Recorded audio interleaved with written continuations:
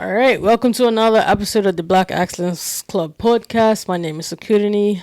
I am the host, and I am on a journey from unknown to unforgettable. And a part of my journey is this podcast. And today I have with me Bruce. And I'm going to let him introduce himself. Yes, my name's Bruce. So I'm a boxer. I'm also a musician, so I make music. That's kind of a summary of the most important things that are going on right now. Okay. So I've always known you for your music, but when did you start getting into boxing? So probably roughly maybe about a year and a half ago. I always trained with one of my friends in martial arts. So one day we were outside his house hitting the bag. And then I feel like he saw potential in me or something like that. And then he took me to Controversy Boxing Gym, which is in Hamilton. And ever since then, I met my coach, who's my coach now. His name's Leo. And, we started working together. And then we talked about competing. So, one thing led to another, and I started competing. And then we're going to try to shoot for the Olympics. So we're going to see how that goes. But, it's just one step at a time right now. Okay. So you said Olympics, so you don't want to go professional, you just keep it? Because I'm not sure exactly how that works. Mm-hmm. So if you're professional, you can't do the Olympics? Is that how that works? No, I think everyone's open to the Olympics. It's just that professionals usually leave it alone for the amateur talent. Okay.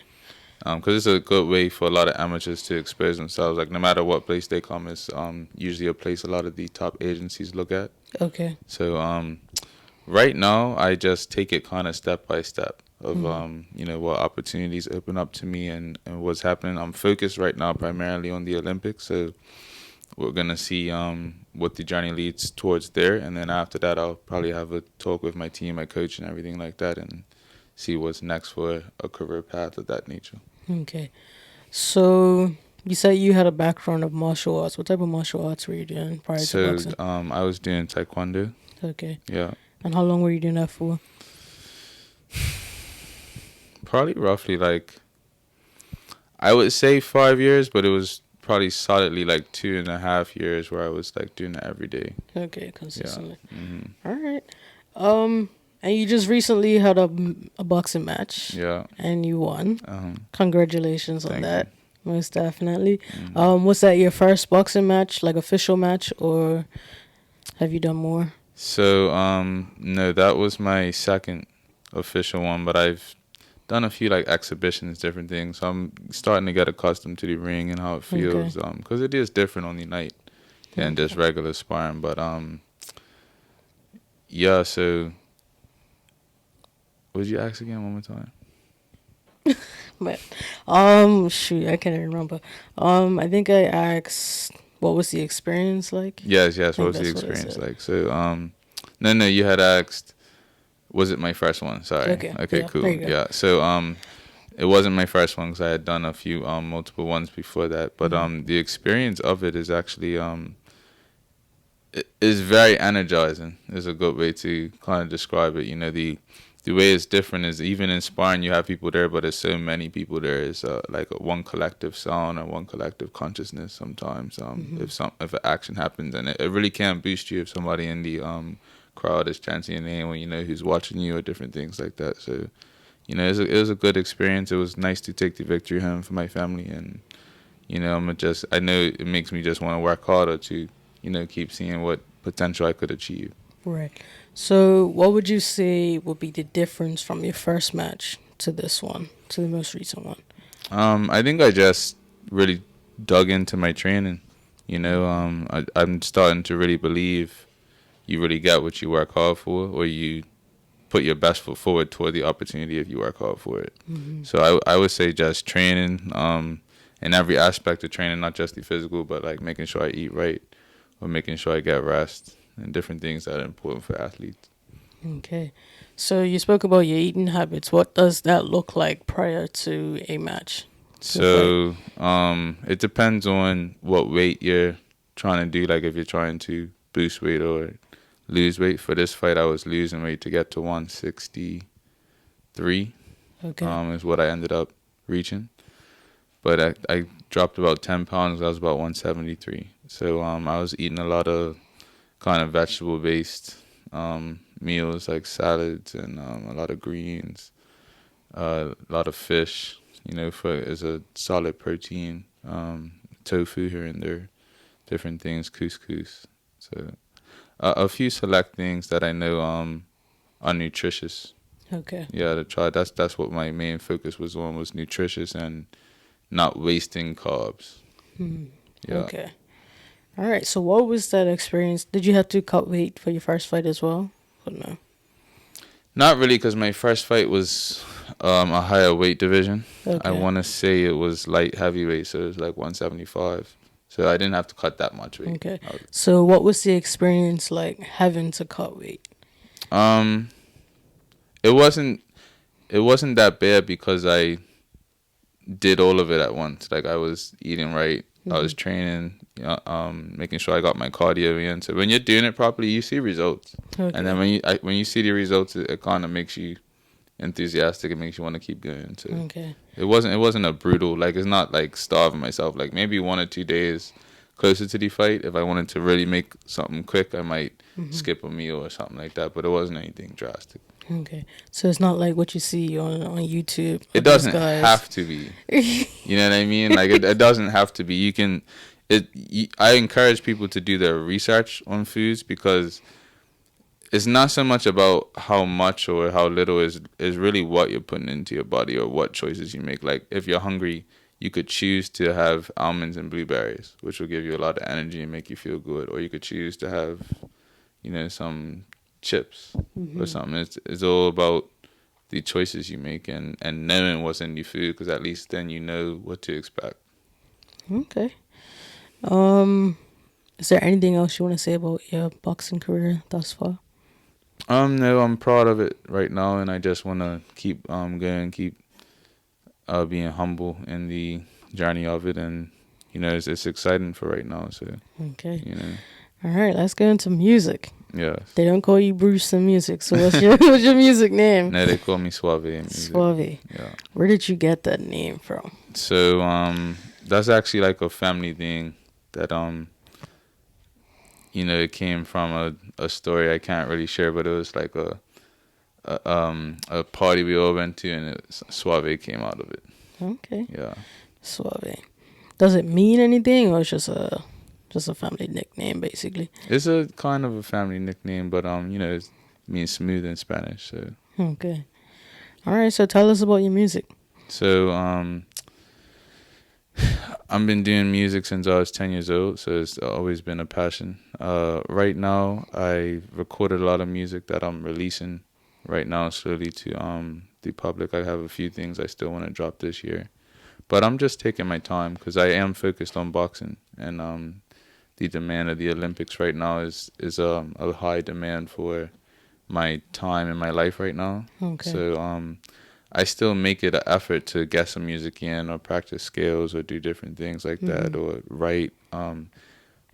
But I'm just more taking my time with it now, like making little adjustments here and there, or seeing if I really like something. Because I've learned, like, when you put something out, it's there forever, really. Right. So you wanna make sure it's something you would be okay with in another 10 years. Right.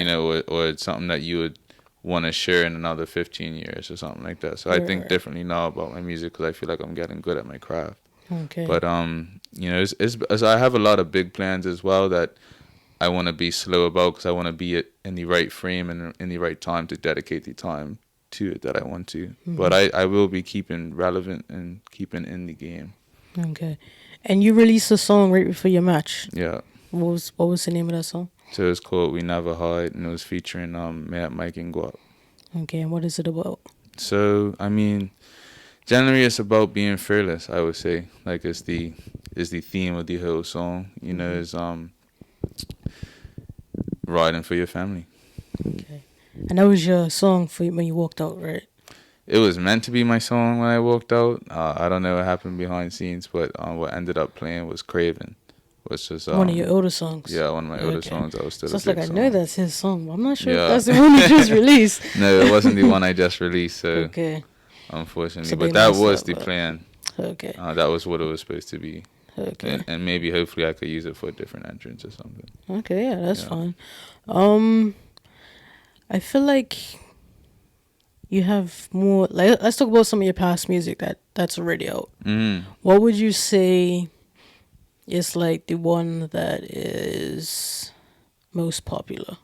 I would say Craven. Craven? Like the one I walked out to. Okay. Yeah, it has been the most popular, the one most people gravitate towards. Okay. But I feel like I put out different music for different people. And that's why you have to be patient as well.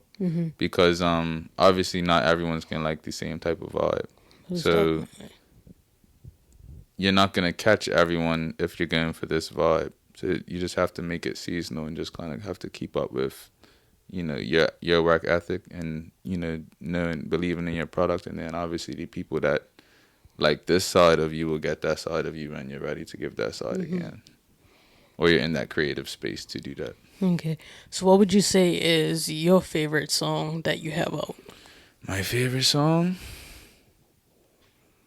Honestly, it really changes on my mood. Okay, so with today's mood. But, no, like some of my top ones Craven's definitely one of them. But Craven, funny enough, was like one that I thought it was a good song, but like everyone else thought it was a better song than I even... that wasn't one of my favorite songs at the beginning, but it ended up becoming one of my favorite songs. Okay. But I would say the one I just released is one of my favorite songs. We Never Hard. I really like Super Bowl. Okay. I worked on that song hard. On the vocal tunes. So I definitely appreciate that song. But I appreciate a lot of the other songs, like Greatest is a good song. I think it sends a good message. Okay. Which is important at certain times to me as well. Those are some of my, I would say, like, favorites. Yeah, those are some of my favorites. All right. What are some collaborations you've done? Like, have you collaborated with local artists, non-local artists? Yep, I've collaborated with mostly local artists. I have, like, 1 or 2 features from some artists away that I'm waiting to release. Okay. So, yeah. I would say one I could say is probably Cam that I'm going to release soon. Okay. So who are some of the people that you have collaborated with that's already out? So Man, Mike and Guap, Mike the Man, I've collaborated with 9-3. Who else? Off the top of my head, I can't remember. Too many. And PRN, I think his name is. He's one of my OGs that got on my track for me. So like, yeah, that's... Stormer. I collaborated with Stormer. That's most of them. Like, if I'm forgetting one, my fault, but yeah. All right, no problem. So, in the future, when it comes to your music, what do you see? Like this year. Let's keep it small, short term for this year of 2023. So for this year, right now, I have like I said, I just have a few releases that I'm gearing towards, so I'm focused on that right now. So these are singles, or? Yeah, mostly singles, I would say. I might have one collaboration project coming out soon. Okay. Yeah. I think we spoke about that one last time. That's the one with Aaron? Yeah. Okay. Yeah. Yeah. All right. So is that something to look forward to, or? Yeah, that's something to look forward to. So can we talk about that or no? We can. Okay. I'm figuring that one out. But that's something, we're not rushing that at all. But yeah, that's something that's in the works. I could say that's definitely coming. Can you say like what it's gonna be about, or like just getting money? Like getting money. All right. So basically, it'd be a project about making money, getting money. Yeah. Obviously, there's a lot of components to making money, like the attitude to make money, the networking to make money, the space you have to be in, the way you have to wake up in the morning, or the way you have to talk about yourself, or the way you have to present yourself. So that all encompasses, getting money too. So it will be. It's about it's basically like having a conversation with us. You got a realm of our thoughts, and I think we have good conversations. Okay. Will we be seeing that this year or next year? We're gonna aim for this year. This year. Yeah. All right. What else do you have going on music wise? So that's the main, because like my music's high quality, so yeah. I take my time to do it. So it does take time to dedicate, and I do have a busy schedule right now with boxing, with working with everything. So I'm just taking my time with my art. Okay. So for someone that's listening, that's thinking about a music career, where do they start?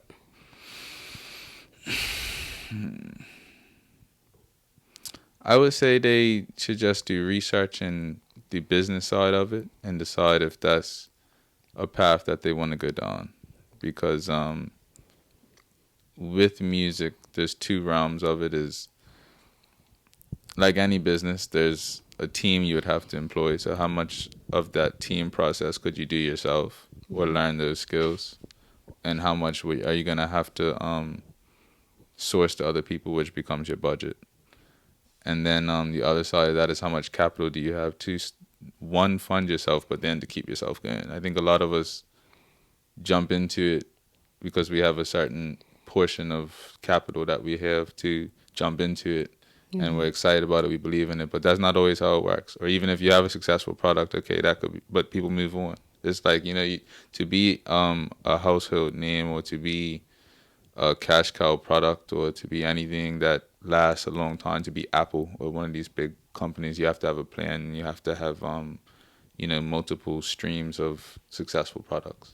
So I think that's something to think about. Is this something I really want to do long term? Look in the field of the percentage of artists that make money and the percentage that don't, or how many songs are being released every year, and different things like that, and decide if are you being competitive. I think it's just honest conversation that you have to have with yourself, because it does become a business. In certain ways, you have to find your joy as a creative, but if you're selling it, it's a business. So that's definitely something to think about too. Okay. So what would be the next step for that person? So they say, yes, this is really what I want to do. I want to make money off of this. Just knowledge, I would say. Two things is knowledge, and then practicing your craft. Okay. Yeah, I would say practice your craft, and or hone your sound, because a lot of people, you can create a sound and not know how to perfectly rap or perfectly sing or different things. But I would say find a sound that people gravitate towards. I think a good example of what you just said is Lil Baby. Right. Yeah. Because I never really listen. I don't listen to everyone, but I came across this documentary on Amazon Prime.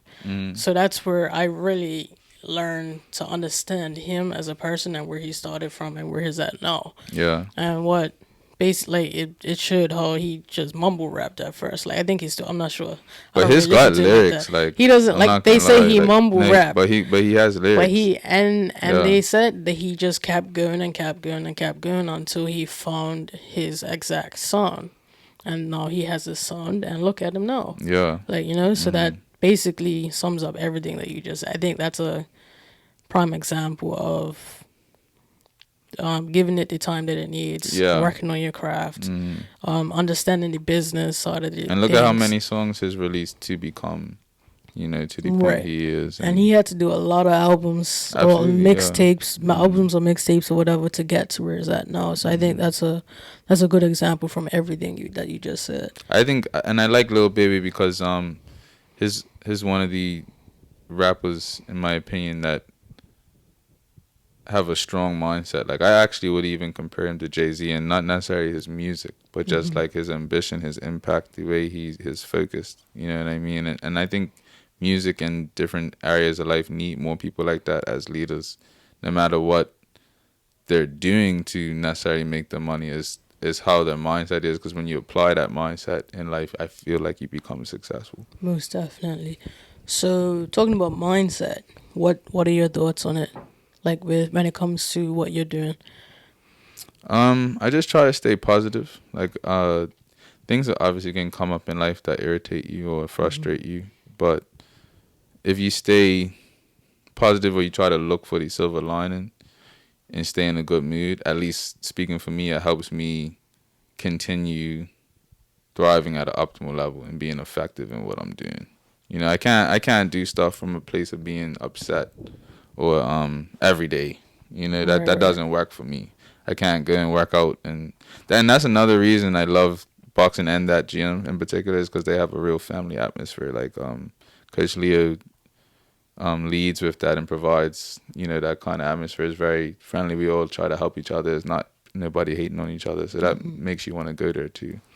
Okay, so you spoke about the atmosphere. I think that's definitely necessary for growth. Because if you're around people that are always negative, you're going to be negative. I was literally listening to a podcast the other day at the dentist because I ain't trying to hear what they're drilling, right? So I was listening to this podcast and the guy was basically saying, if you're around people that complain, you're a complainer. If you're around people that are fat, you're fat. Right, if you're around people that work out, you work out. If you're around people that read, you read. Like, what you surround yourself with really really tells you who you are. So if you want to stop being, say, fat, you need to stop hanging around fat people. You need to start hanging around people that are working out, because when you see them doing it, that's going to motivate you to do it, type thing. So I think that really, like, a lot of people need to hear that. So if you don't like your situation, change your situation, because the situation you're not. Definitely agree. No one's forcing you to be in that situation. That's a choice. Yes. And you have to make that decision for yourself, because your friends will keep you there as long as you want to be there. Yeah. They would. Like, that's one thing that I have learned, is that sometimes you just have to cut people off. Yeah, you do. To get to where you want to be. Yeah. Because ultimately, like you said, you have to have those honest conversations and say, is this making me go forward with my path in life, or is it, you know, restricting me? And if it's restricting you, then it's not good for you. Exactly. And there's only one answer, like you said, you know, is to move on. I think a lot of people find that hard to do. It is a hard process. Like, don't get me wrong, because I've done it. It is a hard process to cut people off, but at the end of the day, your goals are your goals. It's and they not say someone we're else's. some of the 5 people we hang out with the most, you know, so you do have to decide. Like, there is merit to what you're saying of, you know, if you hang around these type of people, you gravitate towards their mindset, because that's what you're hearing. You know, that's what your computer's downloading. So you do have to be mindful of, okay, I'm hanging around people that complain too much. It's like, I need to let them know, and if they don't change their behavior, then, you know, I need to give them a bit of distance. Yeah. You know? And I'm at that place now where I let people know too. Like, you know, if they're like, you know, you don't hang around as much, I was like, well, you guys complain all the time. Like, you know what I mean? Like, what you want me to do? Like, you know, let's talk about money or something, or let's talk about something positive, or, you know, how we uplift our community or something. You know, I don't know. So how do you feel about money? Like, how do you feel about money? I feel that money is a key that unlocks doors, you know, and that's kind of our main purpose of seeking high amounts. So that's what should be your main purpose, in my opinion, of seeking high amounts, because there's an amount to live, and then there's an amount to be luxurious, and then there's an amount to unlock certain keys and doors in life that grant you to be able to bring opportunities to fruition. You know, so you have to be realistic about how the world is, and one important thing right now, or resource, is, you know, capital. Most definitely. Or currency. It literally makes the world flow. Most you know, definitely. even people might be upset if some like a organization does something nice. They might say it's for PR or something like that, but it doesn't matter sometimes, because even people that want to do things and complain all day about doing it can't even afford to do it, because that's the reality that you come back to, is the dollar and cents. Like, if you want to send something to overseas, to a country that was struggling, this dollar and cents are how much it costs to send it, how much does it cost to buy it, how much does it cost to, you know, get it to the people while it's on the. So all those things have to be accounted for too. Most definitely. I can definitely agree with that. Let's see. Anything else you want to talk about? I think that was a good summary. Well, why don't we flip it on you for a little second? Flip it on me. How's the podcast being? How have the guests been? And what what future do you see it within this year, and where are you trying to take your podcast? All right, so I'm gonna need you to repeat it one more time. No pressure. How have the guests been on your podcast? Let's start there. Yeah, let's start there. All right, so the guests, they are growing, man. Like what I have noticed is, because I started this podcast, really started in the beginning of 2022, end of 2021, 2022. However, I never released anything until August of 2022. So that was me in my head thinking, no, it's not good enough. It's not this. It's not that. It's not this. In June of 2022, I went to this conference called the Black Equity Con. And it's like basically a whole pile of entrepreneurs. So everyone keeps asking, like, oh, so what do you do? What do you do? What do you do? I'm just like, well, I'm starting this podcast, but I have everything done, but I haven't released it yet. And every single person's like, why? Yeah. Why haven't you started? Why haven't you this? Why haven't you that? And then even like listening to other podcasts and listening to people that are trying to help people start podcasts. So like, at the end of the day, release your first 12 episodes. 90% of the time, no one's going to listen to it but you. So just do it and learn from it. Listen, continue to go back and listen to them. So that way you can improve with your interview styles and how you want your podcast to grow. And that's definitely something that I've done. Because at first I started, I had all these questions, like looking at my phone, asking a question, and now I'm just here having conversations. Yeah. Like, and I think it feels a little more personable just having a conversation versus me looking at my phone and asking questions. So the guests have been amazing thus far. I'm looking forward to getting more guests. So if you're listening, and if you don't even have to have a business, like if you just have a mindset, or if you went through something that you want to share with the world, let's go. Like, just those are the best podcasts, by the way. The ones that people sharing past experiences. You never knew you could help somebody, so you should listen to it. Most definitely, because I actually had one guy. He DM'd me on Instagram. Was like, hey, I'm seeing your podcast and I like it, and I have something that I want to share. Can we come? And that's the longest episode I've had. Yeah. It was like 2 hours and like 15 minutes. Your boy was just talking about life, and I'm just like, and it was nice to see a black man talking about his struggles as a black man, because a lot of people, like, I mean, we know it, but we don't hear it. We don't hear all the stories around it, and to me, I think that's one of my favorite episodes right now. From what's aired, just because of that in particular. Like, it was talking about all this different, and I'm just like, man. So do you have any future plans for your podcast within the year, or special guests that you could say are coming that's like, okay, this is a cool guest to look out for, or you just kind of mapping things out right now? So for this year, I don't have any guests lined up like that. Okay. I'm not gonna lie, I don't. So I'm struggling for guests right now. So if you're listening, you need to help out. Let's go. Right. We need some. If I need recommendations, send me a recommendation. I'll reach out to the person, most definitely. But some of the goals that I have this year for the podcast is to monetize it. Number one, stop coming out of my pocket and let it run on its own as an actual business. Another thing is to travel for the podcast. So right now I'm going in February. I think we're in February now. So later this month, I'll be going to London to do interviews for the podcast. That's my main reason to go. I think I have 8 episodes lined up.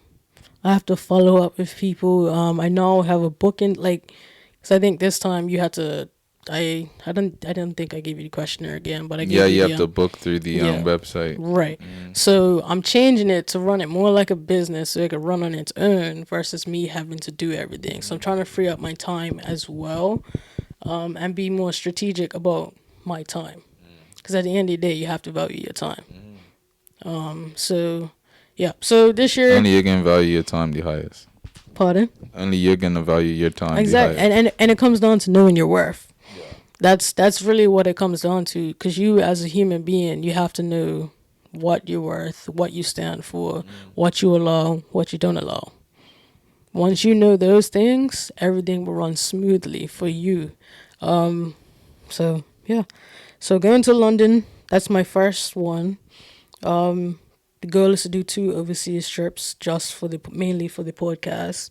I haven't set a second date or time of the year or anything yet when it comes to that. Monetizing it, and and maybe 2 big ticket interviews. When I say big ticket, I mean either someone that's in the podcast industry. Okay, that would be cool. Cause then, like, you should send them some emails. You never know. There's listen, a few that I know like to help podcasters and stuff. Okay. So yeah, just send them some emails and see what happens. Procrastination is what's my problem this week. Okay, at least you'll be I'm honest. not gonna lie, because that's what I'm supposed to have been doing all week. Because I'm in the Ignite program, and it's basically an entrepreneurship accelerator program, right, for your business. And the woman told me, like, look, just write down the list of everyone you want to interview in 2022. I mean, 2023, sorry. And I did that, but no. Me being procrastinating, I just have not reached out.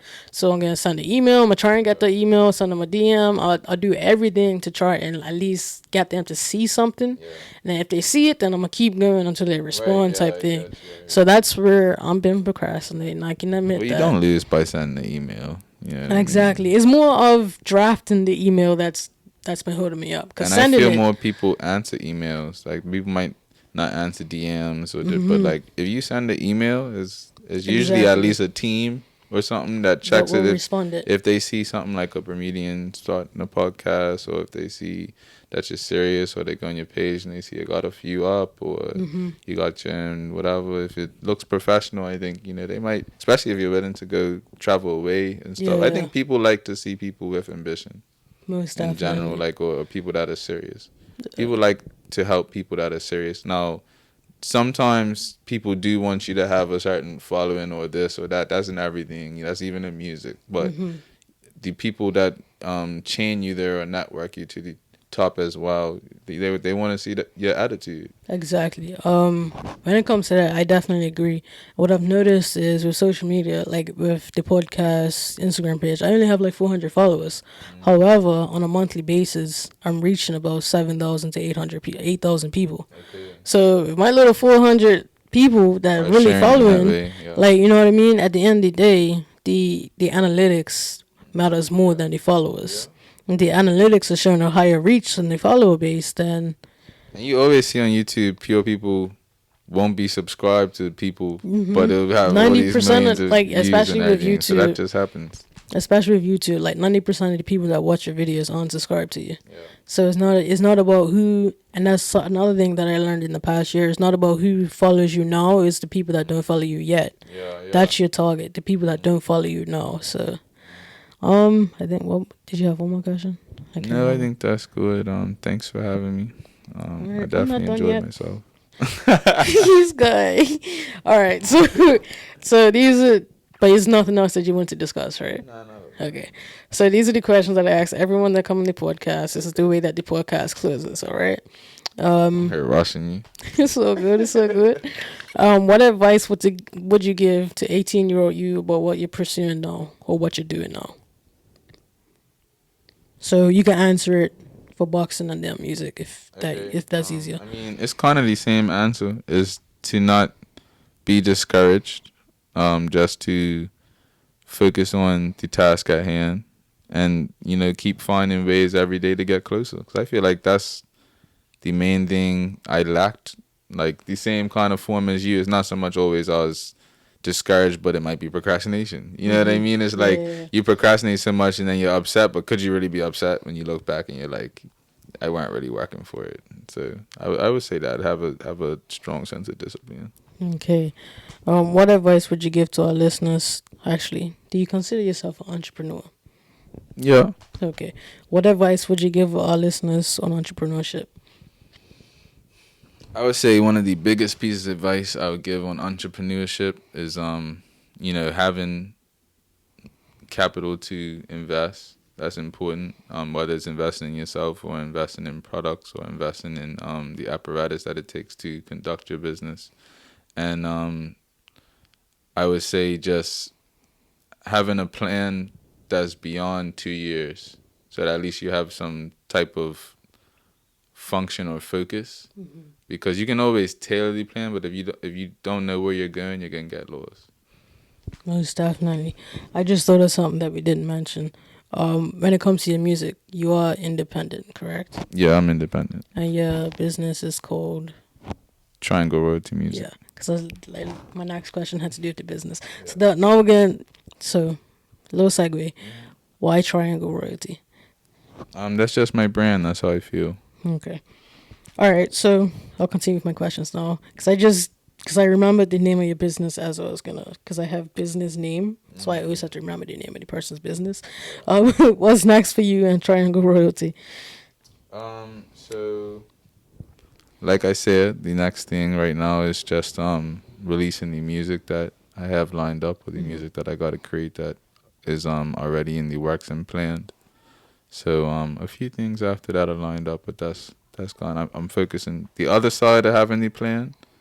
You gotta make a plan, but at the same time, still focus on the parts in front of you, because your plans don't align if you don't accomplish your basic goals. Most definitely. That's the other side of that. If you get all excited about 5 years in the future and you ain't brought a printer to print then your business don't function. That's like I think it's a quote or something.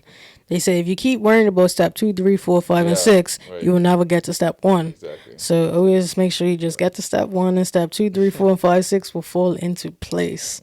Right. What would you say to yourself? What would you say to your future self 5 years from now?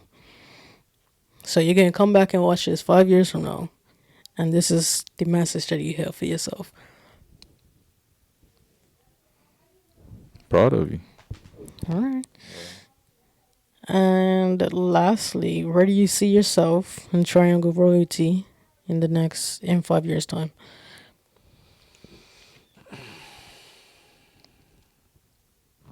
In 5 years' time, what I could say is that I'm going to be a lot farther than my current situation. That's what I could say. Okay. And tell the listeners where they can find you. So they can find me. My Instagram handle is Triangle Royalty. Triangle Royalty Music on YouTube, and that's kind of my main handles where you can find me at. Okay, and where can people find your music? So my music's everywhere. It's on Spotify. It's on Apple Music, different things. The name S.Wav is spelled S.WAV. So yeah, you can search it on all those platforms, and you'll find my music. All right. Thank you for coming out, Bruce. I appreciate you. Looking forward to the new music. And thank you to our listeners for listening to this episode. My name is Sakutini. I am the host of the Black Accents Club podcast. And I am on a journey from unknown to unforgettable. And thank you again for coming through. That.